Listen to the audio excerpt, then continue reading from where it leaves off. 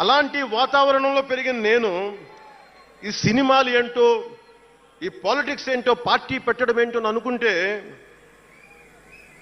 ఇది అంటే ఇందాక ఎందుకు బయటికి వెళ్ళానంటే ఇవన్నీ ఆలోచిస్తున్నా. ఇదంతా భగవంతుడు మాయ తప్ప నాది కాదు నాకు తెలుసు.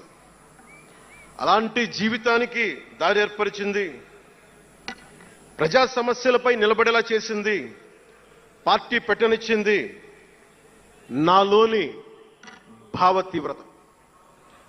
పార్టీ పెట్టనిచ్చింది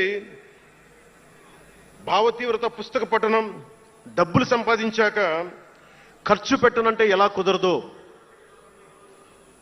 వద్దనుకున్న ఏదోలా ఖర్చు అయిపోతాయి.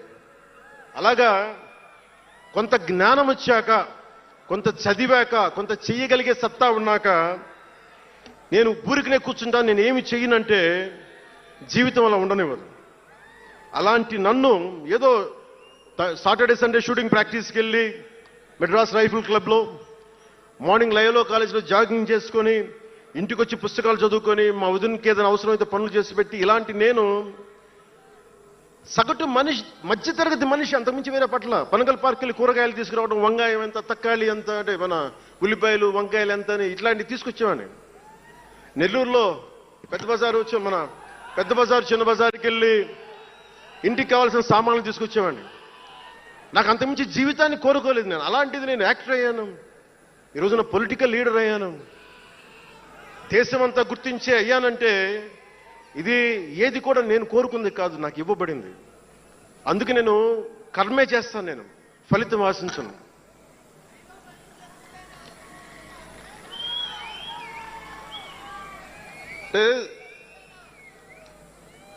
అంటే ఎలా ఉంటుందంటే, ఇవన్నీ ఎందుకు చెప్తున్నానంటే, సగటు మనిషి చాలా భయాల మధ్య, చాలా బాధ్యతల మధ్య జీవితాన్ని కొనసాగించాలి.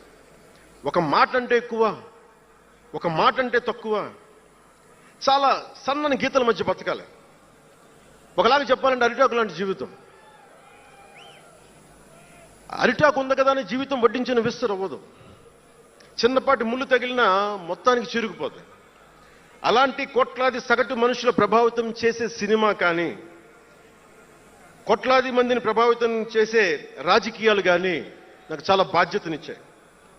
సినిమాలో ఎంత చెప్తే మంచిది, ఎంత చెప్తే మంచిది కాదని ఆలోచించి చేసేవాడిని. ఒక దేశభక్తి పాట పెడితే మంచిదా, ఒక క్లబ్ డాన్స్ పెడితే మంచిదా, ఈ రెండు ఆలోచించి దేశభక్తికి వెళ్ళాను నేను.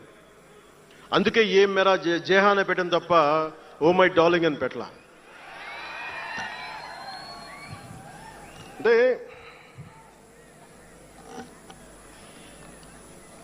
ఎందుకు నేను ఆలోచిస్తానంటే, మనిషి మనెవరం శాశ్వతం కాదు. మాట అది మంచి అయినా చెడైనా, అందుకే ఆలోచించే మాట్లాడతాను ఎప్పుడు. ఈ అన్న మాట ఒక తరం 2-3 తరాలు ఉండిపోతే పర్యవసానం ఏంటి, ఎనీ పబ్లిక్ పాలసీ, ఇవన్నీ ఆలోచించి నేను జనసేన కోసం ప్రతిపాదించిన 7 సిద్ధాంతాలు చాలా మదించి, శోధించి, తర్కించి మీ ముందు పెట్టింది. సంవత్సరం కాదు, 2 సంవత్సరాలు కాదు, నేను టీనేజర్గా ఉన్నప్పటి నుంచి నాకు నెల్లూరు డైకస్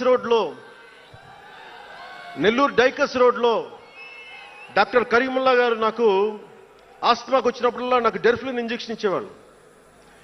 ఆయన కోసం వెయిట్ చేస్తూ ఉంటే ఒక బోర్డు నన్ను ఆకర్షించేది, prevention is better than cure అని. దాన్ని ఎప్పుడు గుర్తుండిపోయింది నాకు. అంటే వ్యాధి నివారణ కంటే, వ్యాధి చికిత్స కంటే కూడా వ్యాధి నివారణ మేలని అందరూ చాలా మంది అనుకుంటారు కదా. ఎందుకు నాకు చెగువెరా ఇష్టం అంటే అది కమ్యూనిజమో మావోయిజమో కాదు.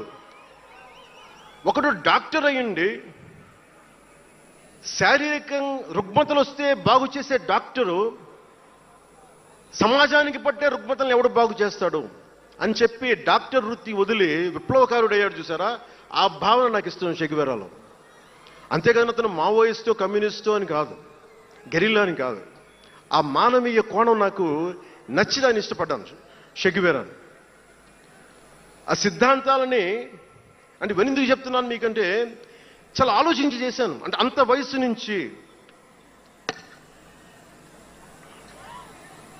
ఆ సిద్ధాంతాలని చాలా బలంగా విశ్వసించేవాడిని, ఆచరించేవాడిని కనుక, వాటి కోసం నిలబడేవాడిని కనుక, నిలబడినందుకు ఆ సిద్ధాంతాలు నన్ను దశాబ్దం రాజకీయ పోరాటం చేయగలిగే సత్తానిచ్చినాయి.